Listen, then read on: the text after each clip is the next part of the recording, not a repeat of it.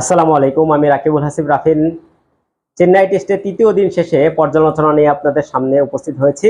চেন্নাই টেস্টের তৃতীয় দিন শেষে বাংলাদেশ 357 রানে পিছিয়ে। বাংলাদেশের হাতে রয়েছে 6টি উইকেট। বাংলাদেশ ব্যাটিং করার সুযোগ পাবে আরও দুটি দিন। ভারত বাংলাদেশকে একটা পাহাড় সমান টার্গেট দিয়েছে, 515 রান। 515 রান যদি বাংলাদেশ ভারত বা অস্ট্রেলিয়াকে টার্গেট দেয়, তাহলে ভারত বা অস্ট্রেলিয়ার জন্য এই রান তাড়া করতে যে কয়টি সেশন ব্যাট করতে হবে। আমার সামান্য ক্রিকেটীয় নলেজ থেকে যেটা মনে হয়, এটা যে কোনো দলকে যদি 515 রান তাড়া করতে হয়, তাহলে অন্ততপক্ষে ছয়টি সেশন ব্যাট করার প্রয়োজন হতে পারে। 6টি সেশন মানে কয়দিন, এটা আমাদের দেশের ক্রিকেটাররা, টিম ম্যানেজমেন্ট বা অ্যানালাইসিস যারা রয়েছেন তারা হয়তো ভুলেই যান। একটা দিনে 3টি সেশন, এই 515 রান তাড়া করতে হলে অবশ্যই মিনিমাম 2 দিন পুরো ব্যাট করা লাগতে পারে। কিন্তু বাংলাদেশ যখন 515 রান তাড়া করতে নেমেছে, আজকে দিনে সময় ছিল অর্ধ দিন। এই অর্ধ দিনের মধ্যে হয়তো বা পুরো রান তাড়া করে ফেলবে, এই ধরনের মেন্টালিটি নিয়ে ব্যাটসম্যানরা কিন্তু ব্যাটিং করেছে।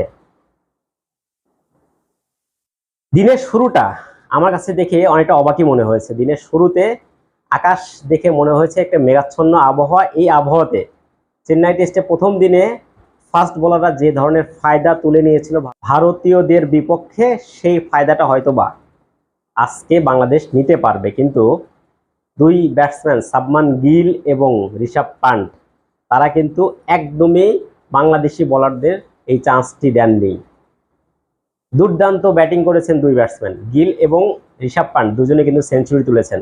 যদিও লাঞ্চ বিরতির ঠিক মিনিট 10 আগে সাকিব আল হাসানের বলে একটি শর্টস খেলতে যেয়ে কিন্তু হাওয়ায় ভেসে আকাশে উঠে যায়, এই বলটি কিন্তু নাজমুল শান্ত সেই ক্যাচটি নিতে পারেননি। তখন ঋষভ পান্টের রান ছিল 71 রান।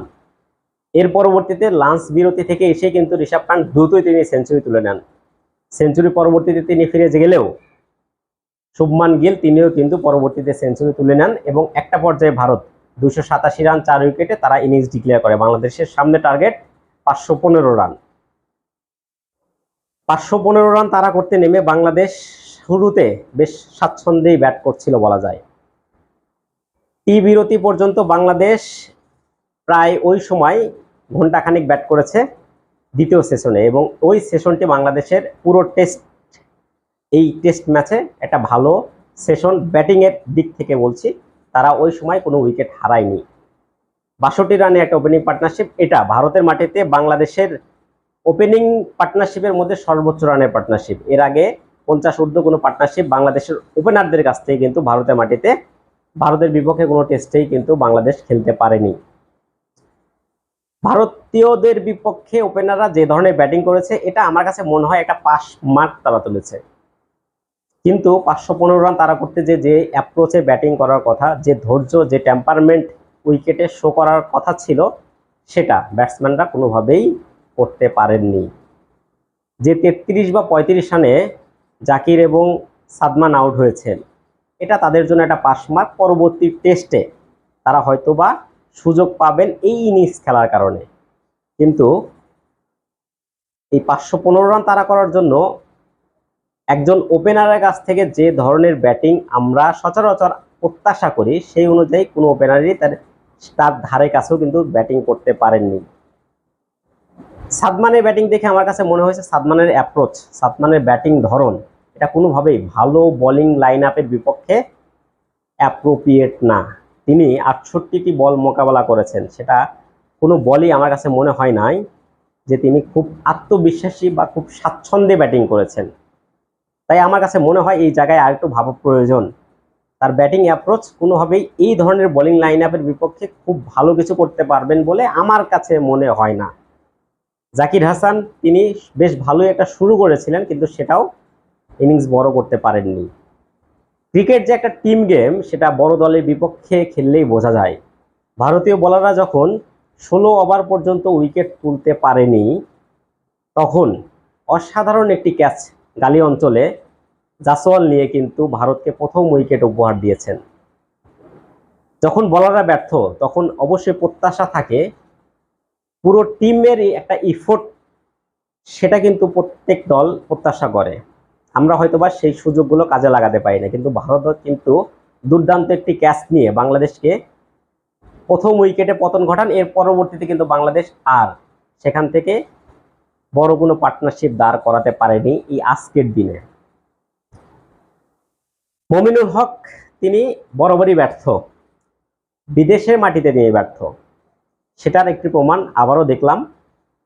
যদিও আশ্বিনের বলে তিনি যেভাবে আউট হয়েছেন, যে কোনো একটা অফ স্পিনারের জন্য একটা ডিম ডেলিভারি, কিন্তু আপনাকে যদি বড় ইনিংস খেলতে হয় তাহলে খারাপ ভালো দুই ধরনের বলে কিন্তু মোকাবেলা করতে হবে। তিনি একজন অফ স্পিনারের বল লাইন মিস করে সরাসরি বোল্ড আউট হয়ে গেছেন। এটা মমিনুল হকের কাছ থেকে এরকম একটা ম্যাচে কোনোভাবে প্রত্যাশা আমরা হয়তো করি নাই, কিন্তু এর চেয়ে বড় হতাশা আমার কাছে মনে হয়েছে মুশফিকুর রহিম। মুশফিকুর রহিম সবচেয়ে ডিসেন্ট একজন খেলোয়াড়, তিনি সবচাইতে ভালো বোঝেন কি ধরনের অ্যাপ্রোচে ব্যাটিং করতে হয়। তিনি আজকে এসে শুরু থেকেই যে অ্যাগ্রেসিভ অ্যাপ্রোচে ব্যাটিং করেছেন, 10টি 11টি বল ফেস করেছেন, সেখানে তার ব্যাটিংয়ে কিন্তু খুব একটা ভালো লক্ষণ, আমরা টেস্ট মেজাজের যে লক্ষণ সেটা আমরা দেখিনি।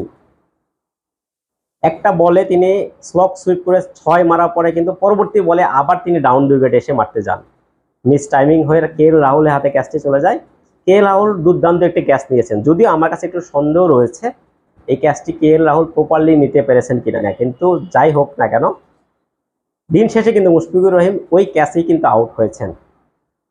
এই দ্বিতীয় ইনিংসে সবচেয়ে বড় প্রাপ্তি আমাদের ক্যাপ্টেন নাজমুল শান্ত, তিনি 10 ইনিংস পরে অর্ধশতকের দেখা পেয়েছেন, এখনো ক্রিজে রয়েছেন 51 রানে, পাশাপাশি সাকিব আল হাসান 5 রানে অপরাজিত রয়েছেন।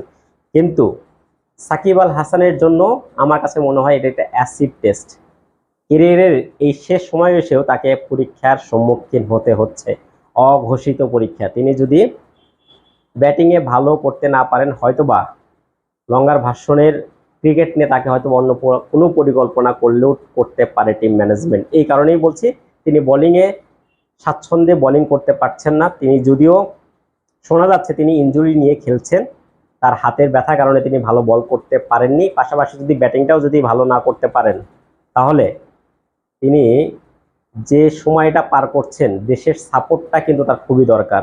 দেশের জনগণের সাপোর্ট পেতে হলে অবশ্যই ব্যাটিংয়ে অন্ততপক্ষে এই টেস্টে তাকে ভালো কিছু করতে হবে।